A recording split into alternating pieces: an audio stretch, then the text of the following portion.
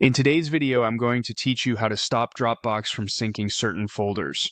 If you want to keep some folders in your Dropbox account but remove them from syncing to your computer, the easiest and most recommended way to do it is by using Dropbox Selective Sync.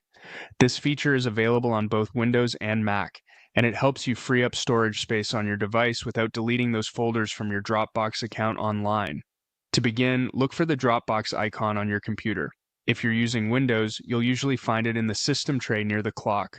If you're on a Mac, it will be in the menu bar at the top of the screen.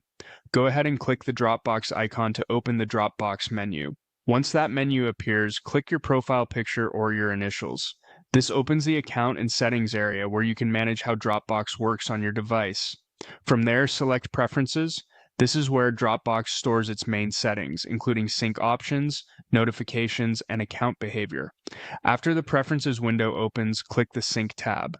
The Sync section controls how files and folders are downloaded and stored on your computer. Now, click Selective Sync. This will open a list of the folders currently connected to your Dropbox account. Here you can choose exactly which folders should stay synced to your computer and which ones should not.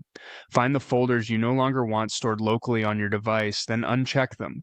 When a folder is unchecked, Dropbox will stop syncing it to your computer.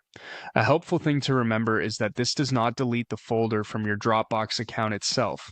It simply removes that folder from your computer while keeping it safely available online. After making your selections, click Update or Save to confirm the changes.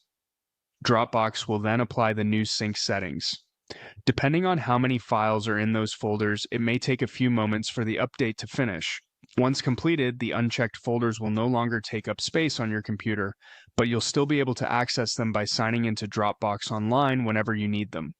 This makes Selective Sync a great option if you want to keep your computer organized and save storage without losing access to important files. And that's all it takes to stop Dropbox from syncing certain folders using Selective Sync.